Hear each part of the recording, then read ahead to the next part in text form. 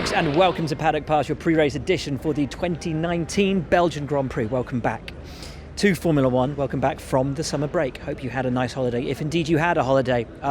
Racing, though, is back on the agenda. Talking of agendas, the preliminary 2020 calendar came out this morning. 22 races, the biggest calendar in Formula One history, taking us to some amazing new places. Vietnam, definitely on that calendar. A return for Spain as well. There were some question marks over that too. And of course, Holland, the Netherlands. It's going to be a really fun season. So that, obviously, the biggest news of the day. At least it was for about an hour. Because then it all went nuts, because the silly season, actually before we even made it here, the silly season, the whole driver market got kicked into overdrive.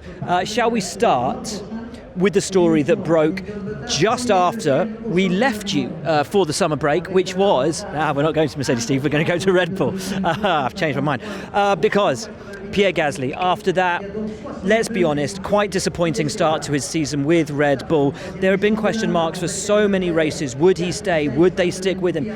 He got confirmation from the team, from Helmut Marko, from Christian Horner. Don't worry, your seat is safe. And as we know in sport, particularly in football, once you get the backing of the board, you might as well pack up your things because it's game over. And sure enough, within the first week of the break, Red Bull made the order. Pierre Gasly to Toro Rosso, Alex Albon to Red Bull Racing. Fascinatingly, a year ago here we interviewed Franz Tost from Toro Rosso.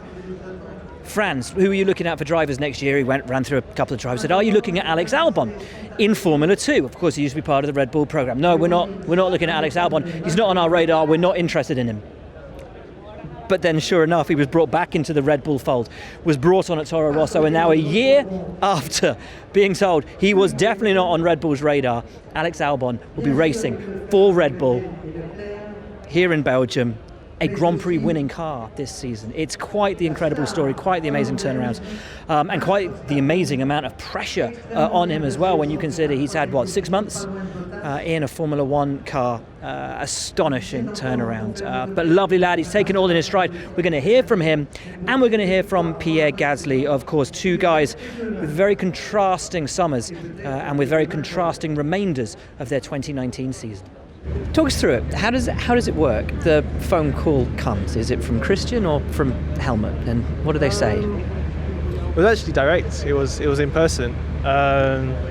Just had a meeting with Dr. Marko, but not actually really about the.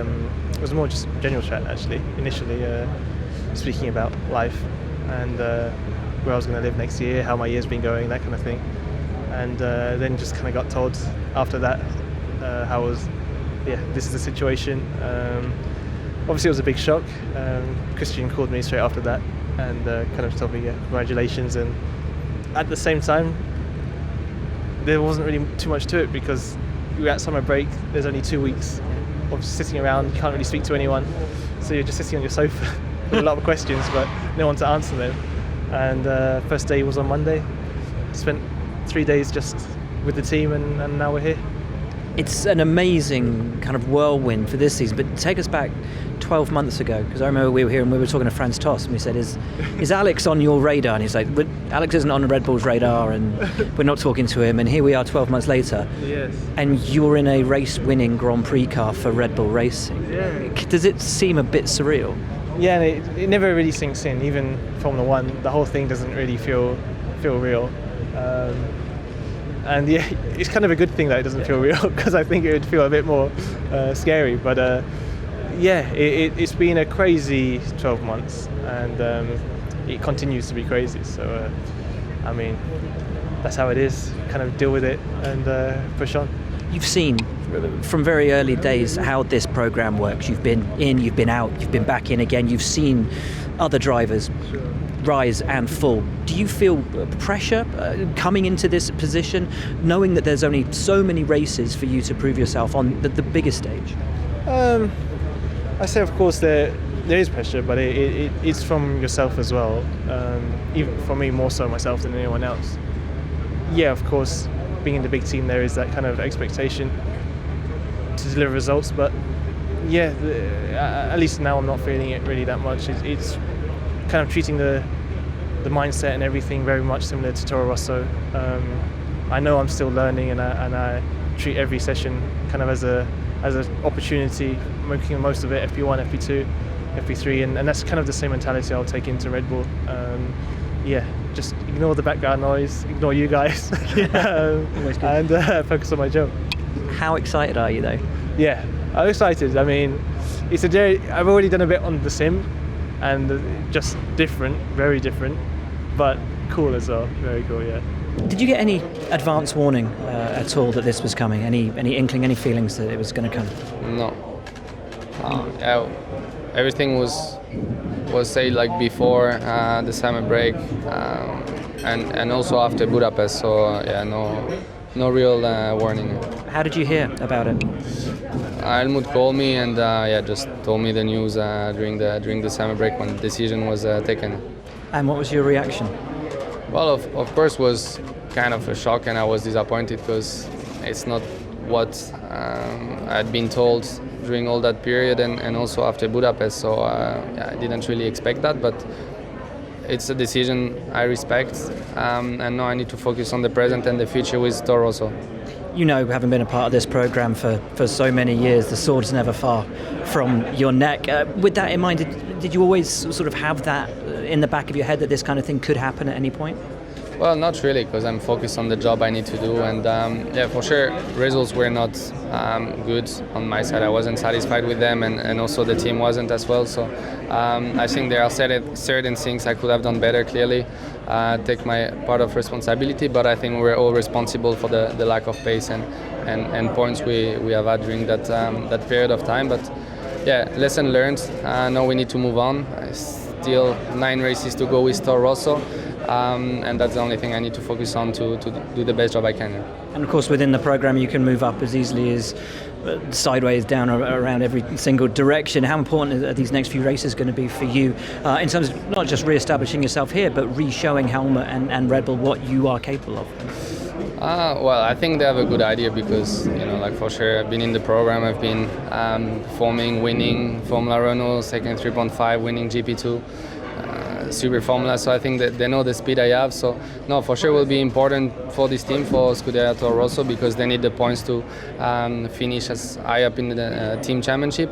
But for sure now what's past, and I can't change the past, so I just need to focus on the things I can change in the near future, and that's what I'm focusing on. Interesting to hear from both drivers. Pierre clearly, unhappy with the fact he'd been given those assurances and then lost his seat anyway. But, I mean, it's not completely the end of the world. He's still a Formula One driver. And, of course, these guys know only too well when you sign on to that Red Bull program, you can get promoted just as easily as you can be demoted. We spoke to Danny Fiat earlier as well. He said, look, my job's not to advise Pierre on what to do now. We're all big boys, but, he'll give him any help that he can. And, if they have a little chat about just, getting his noggin together over all of that. And for Max Verstappen, he arrives here, of course, hopeful of what he told us, hopeful of winning the remaining 9 races of the season. What an amazing first half of the year Red Bull Racing have had with the Honda engines in the back of their car. And the mind boggles really on what they can achieve in this second half of the year. I think when you look at why was the decision made to put Alban in the car, having spoken to a lot of people in the paddock today, it's fairly clear and it's fairly obvious actually, why they didn't put Fiat back in the car. Red Bull have got the data on Danny Fiat. They've run him already. They know how good he is, and they know how much he's improved because they see what he's doing at Toro Rosso and they get the feedback from Franz Tost. They've now seen for half a season what Pierre Gasly can do. So you put Albon in the car for half a season, and then at the end of the year you've got data on all 3 drivers, so you can make your 2020 decision and have it locked on. So actually, it's not that mad when you think about it. Talking about 2020, the driver market today kicked into full crazy mode. The big question, of course, and the key to the driver market was, would Mercedes re-sign Valtteri Bottas for another season, or would they go with their reserve driver Esteban Ocon? At midday, we got the news. Valtteri Bottas is back for another year, at least. says Toto Wolff, meaning 1 year, possibly even more for Valtteri at Mercedes. Let's hear from him. He turned 30 yesterday, so a very happy birthday for Valtteri. It's been very, very positive week for sure. Yeah. You know, it's turning 30. It was a good excuse to have a bit of a party, and also the contract. Not knowing about that last weekend, so with a very positive mindset approaching this weekend and the second half. So wouldn't want to be in any other seat for 2020. So well happy with that. But now my mind is just for the second half, and I want to be at my very best for the end of the year. How much does that knowledge that your seat is safe give you the freedom for the rest of the year to just focus, get your head down, get on with it? It always helps. You know, there's obviously in this sport you could take lots of distractions from different kind of things, and one big thing can be the contracts. But now I know for sure we're going to be staying with the team for next year, so we can really focus on the job, and I can have only the things that matter in my mind, and really use all of the energy into performance. A lot of people are looking at this weekend and the next one as Ferrari's real chances to swing back against you guys. How important is it for you to snuff that little bit of hope out for them at these two races? Well, it's going to be an interesting weekend because we have quite a few new things in the car. I think a new engine as well, and some new aero parts. So, and on paper it's a really strong track for Ferrari, and even Red Bull, they've been now strong pretty much everywhere. So I don't think it's going to be an easy weekend, but really interesting to see where we are, and we're hoping to have a good performance here, and if it is so, then very hopeful for the rest of the season. So. You brought up Red Bull. How important is it for you guys to stay ahead of Max in the championship, because it's getting close? It's for sure, it's important. You know, personally for me, I want to be obviously fighting for the title, and if it's not title, then it's second, and so on. So last year was pretty disappointing to actually drop out of top 3 in the points. So for sure, avoiding that. But as a team, we're always aiming for perfection. So we want everything to look perfect on paper. So, with Mercedes seats confirmed, the big question next was, where would Esteban Ocon go? Indeed, would he go anywhere? Would Renault reconfirm Nico Hulkenberg for 2020 alongside Daniel Ricciardo? Right at the start of the season, at the launch of the car, I asked Cyril Abiteboul about Nico Hulkenberg and, what was his future at the team. And even from those early days, Cyril didn't sound overly positive about Hulkenberg's chances of staying with the team. He was going to have to do something sensational. It has been a disappointing year for Renault as a whole. And we know that last year they came very, very close to signing Esteban Ocon. In fact, I believe there was a handshake done between Toto Wolff and Cyril Abiteboul that Ocon would go to Renault. But then the opportunity to sign Daniel Ricciardo came, they jumped, and Ocon was left without a seat in Formula One. Not anymore. The deal has been done. Ocon will be a Renault driver. He'll be a Team Enstone driver now for the third time. 3 guys, his first under Genie Capital when he was a Lotus young driver, then for Renault, and now back at Renault again, this time as a race driver for 2 seasons, perhaps making things a tad easier for Valtteri Bottas, knowing that for 2020 and 2021, Ocon will be a Renault F1 team driver. He's not here today to talk to the press because he is still a Mercedes driver and a Mercedes sim and development driver for the rest of the season. He doesn't turn up at the track until later on in the weekend after he's done his duties for Mercedes. Some question marks over whether he is still a Mercedes driver or not. The team have said, and he's a Renault driver.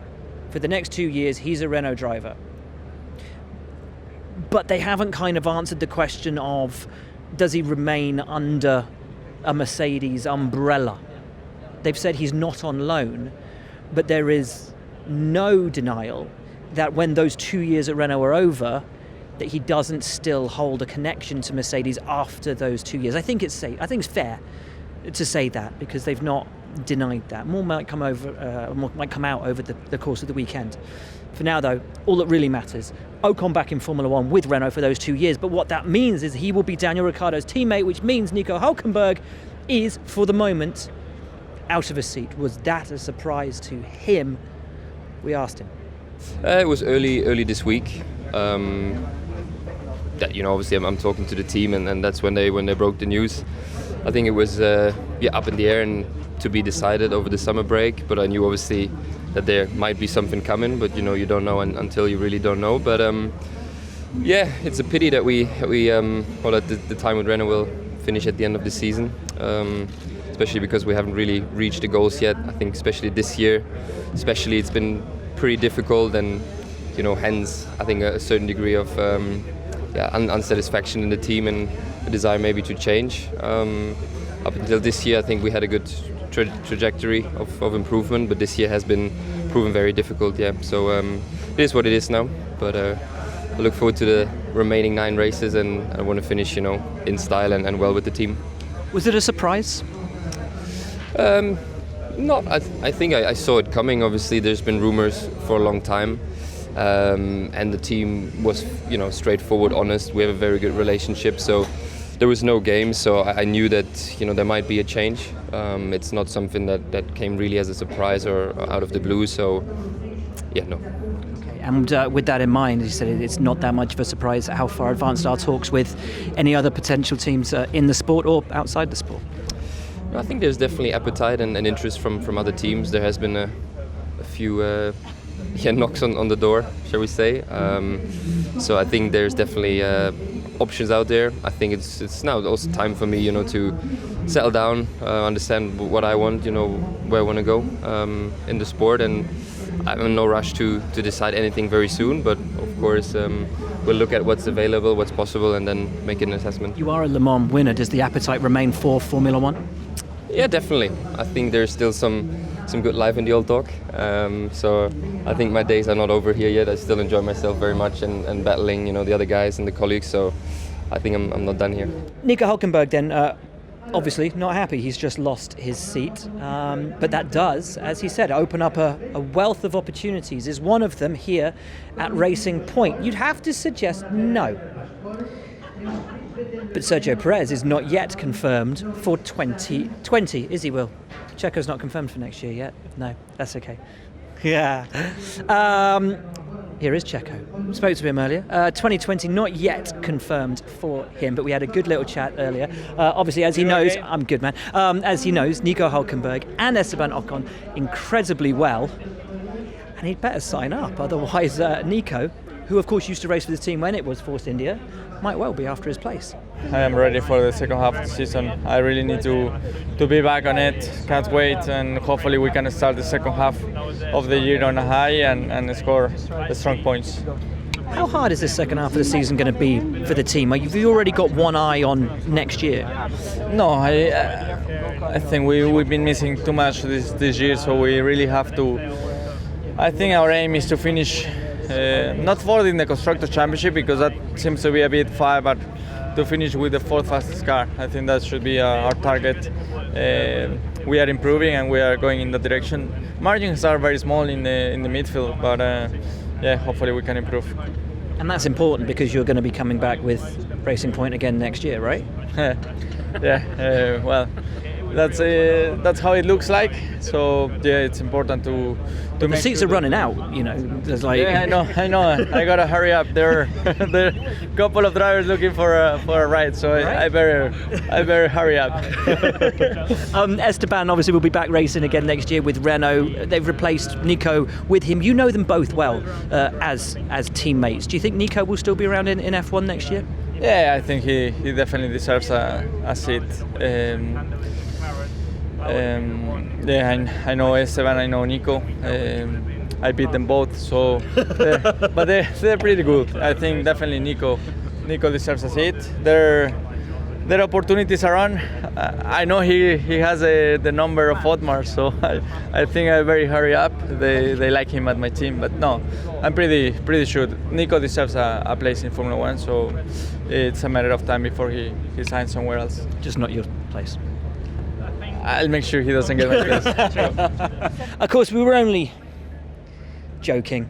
I think it's fairly obvious that Sergio Perez will be back at Racing Point for another season, and why not? He's such a big part of that team. And it's usually only a matter of time. It's usually around Singapore that it's all confirmed that Checo will be with the team, and I can't see that changing. However, the big question mark is here at Haas. Earlier in the day, Gunther Steiner said that there were 3 options on their second driver for next year, given that Kevin Magnussen is already confirmed for 2020. The first was Esteban Ocon. The second was Romain Grosjean, their current driver. The third was Nico Hulkenberg. We know that Ocon is going to Renault, which means it's between Grosjean and Hulkenberg for that Haas seat. Let's talk to Romain Grosjean. Is he worried about his place at the team? Does he think he needs to be fearful of the potential threat posed by Nico Hulkenberg? Romain, you don't have the old lady anymore. No. She's gone. Are you happy or sad about that? She's not gone. She's parked aside for yet. We cannot run it with the low downforce package because it hasn't been set up on it. So that's why we're running the latest spec, which is also good because I'm going to have a feel of it and give my feeling on if it's going in the right direction or not. So that's positive, but it doesn't mean that the old lady is not going to come back at some point. Are you hoping that she's going to come back? I'm hoping that we can have an update that solve our issues on the new car, and that we can have the top of downforce or the extra downforce that we're on the new one everywhere in every type of corners. Having run the old lady for a couple of races and seeing the results that brought, do you feel the team's now listening to you a bit more than perhaps they were when you gave that initial feedback that things weren't as they had expected? No, to be fair, they always listen well, and you know, Ayo Komatsu, our chief engineer, and some of the guys, they've known me for a very long time and they know that feedback is very accurate. So they always listen. They just couldn't see it on data. And he actually took some time to realize everything, and it's hard to believe something that you don't see, you know. So it just took a little bit of time, but no, we're well aware of what's happening and where our issues. So hopefully we get something to help us improve in the future. Is it going to be Japan? Is going to be later? We don't know yet, but I think we've got now a clear view of what we need to do and what we need to get better. You said you can't believe things until you can actually see them. We are starting to see a change in the driver market for next year. This morning, your team boss said that the second seat alongside Kevin next year would be between yourself, Nico Hulkenberg and Esteban Ocon. Ocon's just been confirmed at Renault, meaning it's between you and Nico. Are you confident that you will still be, maybe not just at the team, but within Formula One next year? Yeah, I think so. I'm quite happy with my season and with my experience and everything I can bring to a team. So I'm confident I'll be here next year. Well, we'll see. But it's a silly season. Everyone is having a lot of rumors, and I think Esteban was quite clear since a few days, at least in the French media. Therefore, it was quite clear that Valtteri was going to stay at Mercedes. So no real big news here, and happy for Esteban to come back to Formula One. Now, much in the news this weekend are actually Lando Norris and Kimi Räikkönen, as they've both arrived here in Belgium with some small knocks. Let's start with Kimi. Story broke this morning on Racer, Robin Miller reporting that Marcus Ericsson, IndyCar driver, of course ex-F1 driver, and reserve driver for Alfa Romeo Racing, would not be racing this weekend in IndyCar because he'd been called back for the team. Supposedly, it was thought at the time to be racing. Cue much head scratching. Who's he replacing? Antonio Giovinazzi? Not Antonio Giovinazzi. He was in our hotel and looked fit as a fiddle. Would it be Kimi Räikkönen? Kimi arrived and he's looking all right too. We spoke to Kimi though, because Kimi has picked up a knock. He has strained a muscle in his leg. Not entirely confident, either he or the team, that he will be able to race this weekend. Here is Kimi to explain all. I'm getting too old, so I always said that the sports are the most dangerous thing. Maybe drinking beer is more safer in my view, but that's how it goes. And which leg is it? Is it throttle leg or brake leg? Brake. So. Okay. You think it's going to be an issue, or you work through it? No, I think it should be okay. But obviously we had to make a backup plan just in case. We need to have a third driver in worst case scenario. I think it should be okay, but somebody has to drive it. So. Another driver, the other driver that we just spoke about in that last link, McLaren driver Lando Norris had his foot not in a cast, in one of those big kind of protective boot things at the end of the holiday. He was holidaying in Croatia, I think, over the summer. Lovely place. But yeah, picked up a bit of a knock. Is he fully fit, ready to race, arriving here in Spa? I went for a run. I thought I'd try and do some exercise. So you have to stay fit in Formula One. And I just went for a run, and it was a small injury. Just inflamed the tendon. Okay. Which was something small. But the media blew it out of proportion. As we do. As you do. Right, let's look at this. First half of the season was phenomenal. Having had 3 weeks to just digest, take time, look back. How do you look at it? How do you view your first half of a year in F1? It was very good. I think, we still had a few days after the first half finished to review everything, see what went well, what didn't go well, and obviously the main things to improve on. And it's better than it has maybe looked from the outside in terms of results. I think we've obviously been let down a few times due to mechanical problems or something, or failures, but in terms of my performances, they've been not always amazing. Sometimes they've been very good, but sometimes not so good. And on the whole, for my first season so far, it's been very positive. So there's things to work on, but it's not like there's millions of things and I'm lost. There's small things here and there which I can work towards. But it was a good start, so I'm confident. It was nice reviewing it and letting myself know, or getting told by the team, what I did well in, what I need to improve on, and just a clear structure of how to move on for the rest of the season. Do you and the team then have objectives for this second half of the season, and if so, what are they? I think we do, more than what I had in the beginning. The beginning was just, let's see how it goes. But now, because we know a bit more of our position, what we can achieve, what we can't achieve, and so on, and also from my driving, what I can do, what I can't do, it's more realistic to set goals and objectives. So I have some of my own, and the plan is to work on them and then improve on them. So it's nothing major again. It can be just cleaning up the pit stops, cleaning up qualifying laps, not making as big of mistakes as what I've been making sometimes. So it's small things in the end, but things which after you add them up throughout the season can add up. So it's just cleaning up those little things and making sure I'm a better driver. And so to the Williams F1 team, who of course had that great run in Hungary just before we retired for the summer break. Spoke to George Russell. Marcus Ericsson's over there, who we were just talking about earlier on in the show. Was called in last minute by the team, turned up today looking all very fit, and let's see if we can we grab a quick one? Are we allowed to or not? I don't know, to be honest. Okay, well we potential good luck then. Naughty. Right, Williams. Georgie Russell, spoke to him earlier today. He got sick over the summer break, actually. He went off on holiday with Alex Albon. He didn't let us know if actually Alex was celebrating so hard for the fact that he got the Red Bull drive and that's why George got sick. Or if he just ate something dodgy. But anyway, he went on holiday for one day and promptly came home. He says he's lost some weight as a result of it. Doesn't have any weight to lose, that guy's skin and bone. He says he's down to 70 kilos.